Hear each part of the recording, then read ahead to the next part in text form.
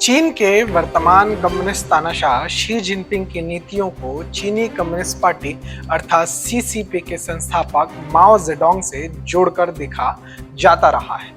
दबी जुबान में उनके विरोधी तो जिनपिंग को माओ के नक्शे कदम पर चलने वाला एक ऐसा तानाशाह मानते हैं जिसने सत्ता में आते ही माओ के एंटी राइटिस्ट मूवमेंट जो कि 1957 में हुआ था उसकी तर्ज पर भ्रष्टाचार विरोधी अभियान के नाम पर अपने सभी विरोधियों को एक एक कर अपने रास्ते से हटा दिया। हालांकि एंटी राइटिस्ट अभियान अथवा द ग्रेट लीप फॉरवर्ड जो 1959 और 60 के बीच में हुआ, उसके अतिरिक्त जिस एक मूवमेंट अथवा जो नरसंहार के रूप में हम देखते हैं, माओ जेडोंग को चीन के अब तक के सर्वाधिक शक्तिशाली तानाशाह के रूप में स्थापित किया। वह वर्ष था 1966 में माओ द्वारा लाया गया कल्चरल रिवॉल्यूशन। इस कल्चर रिवॉल्यूशन तथा कथित सांस्कृतिक क्रांति में 20 लाख से अधिक लोग मारे गए। कुछ लोगों का तो दावा है कि 70-80 लाख लोग भी तथाकथित क्रांति की भेंट चढ़ गए। तो आइए देखते हैं, जानते हैं कि ये कल्चर रिवॉल्यूशन क्या था। मैं हूं शुभम उपाध्याय और आप देख रहे हैं द नैरेटिव।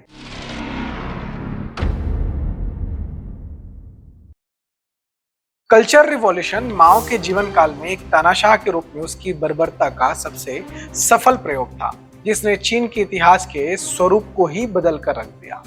चीनी मीडिया पर चीनी कम्युनिस्ट पार्टी के क्रमशः नियंत्रण के कारण इस कथित क्रांति के नाम पर अपने ही शिक्षकों के साथ हुई बर्बरता के विषय में हमें बहुत कुछ जानने और समझने को नहीं मिलता है। कल्चर रिवॉल्यूशन को लेकर यह भी कहा जाता है कि माओ जेडोंग ने चीन में बदलाव लाने के लिए इस नीति को लागू किया था, लेकिन सच्चाई इससे बिल्कुल ही अलग है।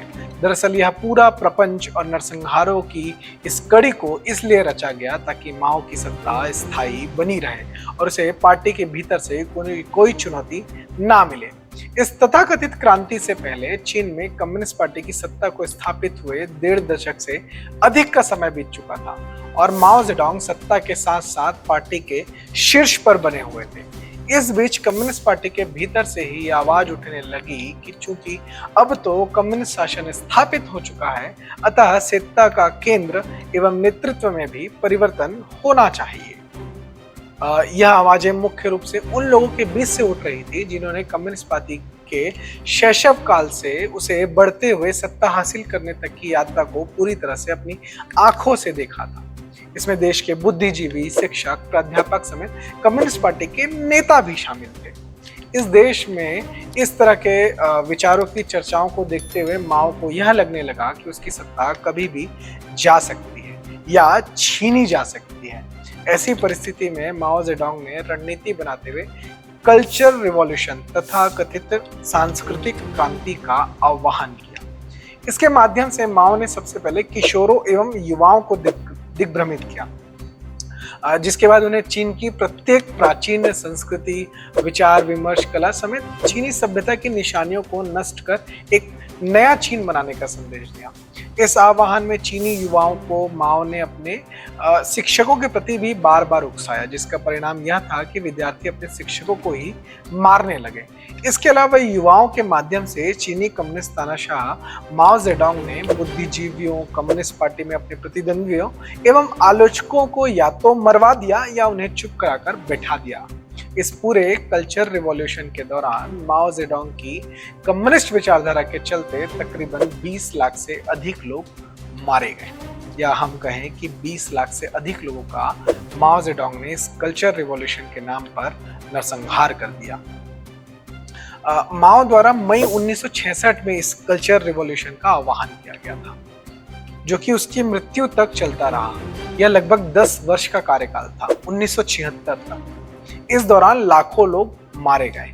युवाओं को बाद में एजुकेशनल कैंप के नाम पर मजदूरी करने भेज दिया गया। वहीं करोड़ों लोगों का जीवन इसके चलते प्रत्यक्ष रूप से प्रभावित हुआ।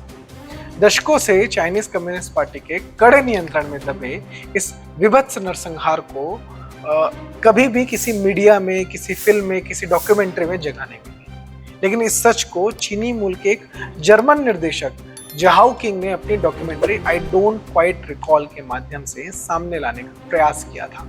यह डॉक्यूमेंट्री वर्ष 1966 से माओ की मृत्यु अर्थात 1976 तक अगले एक दशक में बुद्धिजीवियों एवं शिक्षाविदों के नरसंहार के प्रत्यक्षदर्शियों के साक्षात्कारों पर आधारित है। इस डॉक्यूमेंट्री में शरणार्थी के रूप में वर्ष 1988 में चीन से अमेरिका आई और बाद में शिकागो विश्वविद्यालय में प्राध्यापक बनी चीनी नागरिक यूकिन वॉन्ग का कहना था कि इस क्रांति के दौरान वो केवल 13 वर्ष की थी। जब वो उन्होंने इस तथाकथित रिवॉल्यूशन को देखा था, वो मात्र 13 वर्ष की थी और उन्होंने इसकी कहानी बताते हुए एक स्टोरी बताई कि 5 अगस्त 1966 की एक घटना वो बता रही थी और वो कहती है कि 10वीं कक्षा के कुछ छात्रों ने दोपहर में वाइस प्रिंसिपल समेत 2 कुलपतियों को पकड़कर उन्हें पीटना शुरू किया। छात्रों ने उनके गले में उनके नाम के पोस्टर बांधे और उनके बाल खींचकर उन्हें तब तक मारा जबकि उनमें से एक बियान झोंग्यू बेहोश न हो गई। बियान उस दिन के बाद से उस दिन जो घटना हुई उसके बाद सड़क के किनारे ही मरी हुई पाई गई। और जो इस तरह की घटनाओं को उन्होंने जब देखा तो वो इस कथित क्रांति के शुरुआती दौर में की गई निर्मम हत्याओं में से एक बर्बर घटना थी, ऐसा उनका कहना है। लेकिन उनका ये भी कहना था कि यह केवल एक शुरुआत थी और अगले एक दशक में जो रेड गार्ड्स है, क्योंकि माओ उन युवाओं के समूह को रेड गार्ड्स कहा करते थे, उन रेड गार्ड्स ने चीन के विभिन्न क्षेत्रों में लगभग 15 लाख शिक्षकों की निर्ममता से हत्याएं की। यह आंकड़ा अविश्वसनीय लगता है, पर दुर्भाग्य से यही कल्चर रिवॉल्यूशन की सच्चाई थी। इस तथाकथित रिवॉल्यूशन के दौरान वर्षों तक रेड गार्ड्स बिना रोक टोक चीन की सड़कों पर जमकर उत्पात मचाते रहे। रेड गार्ड्स हाथों में लाल पट्टियां बांधते थे, माओ एवं क्रांति के गीत गुनगुनाते थे, जैसा कि हमने जेएनयू में और इन सारी जगहों पे देखा ही है कि कैसे वामपंथी तरह तरह के गीत गुनगुनाते हैं, वो लाल सलाम के नारे लगाते हैं। और ये कुछ वैसा ही था जो वो उस समय नरसंहार कर रहे थे, जनसंहार कर रहे थे। कम्युनिस्ट पार्टी के शासन का पूर्ण समर्थन इन रेड गार्ड्स को था। यही कारण है कि वे अपनी इच्छा अनुसार अपने शिक्षकों को अपना लक्ष्य बनाते, उन्हें सार्वजनिक रूप से पीट देते, उनके बाल मुड़ा देते, तो कई बार उन्हें बेंच पर खड़ा कर घंटों तक प्रताड़ित करते और कभी कभी तो उनकी हत्या भी कर देते। यह आतंक की पराकाष्ठा थे जिसकी कोई सुनवाई नहीं थी। जो इस पूरे मानसिक एवं शारीरिक उत्पीड़न को बर्दाश्त कर लेते, उन्हें जबरन मजदूरी करने के लिए कैंपों में भेज दिया जाता था। इसकी एक अलग से व्यवस्था रखी गई थी और यह नरसंहार सुचारू रूप से चलता रहे, इसके लिए स्कूल कॉलेजों को लगभग एक दशक तक अप्रत्यक्ष रूप से बंद कर दिया गया था। परिणाम स्वरूप चीन की पूरी एक पीढ़ी इस कथित कम्युनिस्ट क्रांति की सनक की भेंट चढ़ गई। कालांतर में उसे चीन की खोई हुई पीढ़ी कहा गया, द लॉस्ट जनरेशन।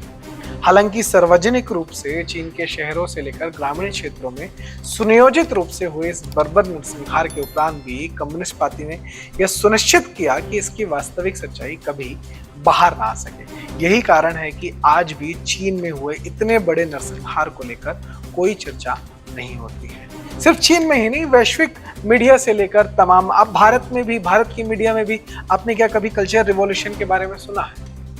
बिल्कुल नहीं, कि इस पर कभी कोई चर्चा ही नहीं होती कि इसे कम्युनिस्ट पार्टी ने अंजाम दिया था, कम्युनिस्ट तानाशाह ने अंजाम दिया था।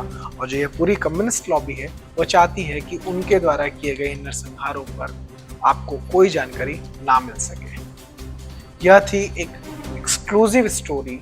ऐसी ही स्टोरीज, ऐसे ही वीडियोस और ऐसी ही जानकारी के लिए देखते रहें द नैरेटिव।